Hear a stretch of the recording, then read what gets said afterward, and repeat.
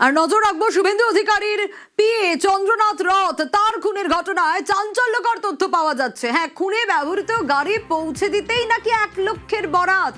একটু জানার চেষ্টা করি অমিতের কাছ থেকে। অমিতের আগে আমরা দেখেছিলাম যে 70 লক্ষ টাকার সুপারি দেওয়া হয়েছিল নাকি, একটা খুনে ব্যবহৃত গাড়ি পৌঁছে দিতেই বরাত দেওয়া হয়েছিল 1 লক্ষ টাকা। কি কি চাঞ্চল্যকর তথ্য উঠে আসছে? একেবারেই যে মায়াঙ্ককে যে গ্রেপ্তার করা হয়েছিল, যিনি টোল প্লাজায় অনলাইন পেমেন্ট করেছিলেন, সে মায়াঙ্কের মাধ্যমেই সে খুনে ব্যবহৃত 4 চাকা নিসার মাইক্রা গাড়িটি পৌঁছে দেওয়া হয়েছিল বারাসাতে।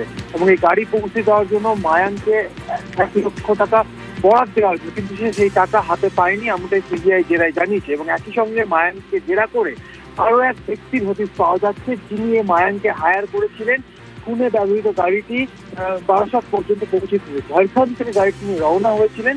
এবং জেরাতে যে চাঞ্চল্যকর বিষয়গুলো যে উঠে এসছে তাতে যেটা তার সিবিআই যেটা দাবি করছে, যে মায়াঙ্ক জেরায় জানিয়েছে নিবেদিতার টোল প্লাজা থেকে কয়েক কিলোমিটার দূরে এই যে নিশান গাড়ি যে নাম্বার প্লেটটি বদলে ফেলা হয়েছিল, সেটি কিন্তু নিবেদিতা টোল প্লাজা থেকে কয়েক কিলোমিটার দূরেই সেই নাম্বার প্লেট বদলে ফেলা হয়।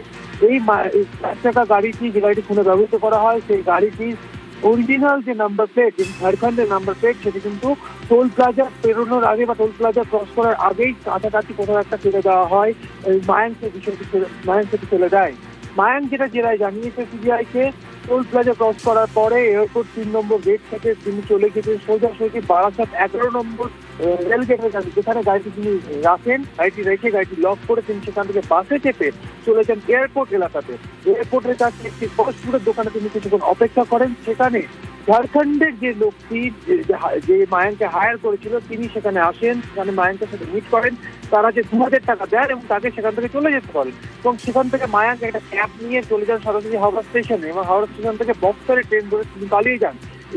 এর মাঝে আরো 3 জন ব্যক্তি অন্য একটি গাড়ি করে ঝাড়খণ্ড থেকে কলকাতা বারাসাতে এসেছিলেন, এমনটাও কিন্তু জেরায় জানিয়েছেন মায়াঙ্ক। এই 3 ব্যক্তির মধ্যে অপর 2 জন যাদেরকে গ্রেপ্তার করা হয়েছে, ভিকি মৌর্য এবং রাজ সিং, তারা এই 2 জন ব্যক্তি কিনা সেটাও কিন্তু সন্দেহের তালিকায় রয়েছে সিবিআই।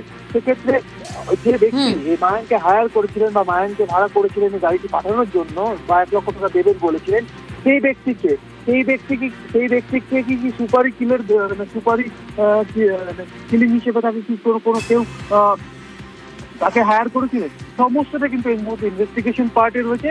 গতকাল মায়াঙ্ককে নিয়ে বেশ কয়েকটি এলাকায় কিন্তু তারা ঘুরে দেখেন সিবিআই কর্তারা, কারণ যে সমস্ত জায়গায় মায়াঙ্ক গিয়েছিলেন এই গাড়ি নিয়ে, সেই সমস্ত জায়গাগুলো সিবিআই কর্তারা ঘুরে দেখেন। বেশ অমিত।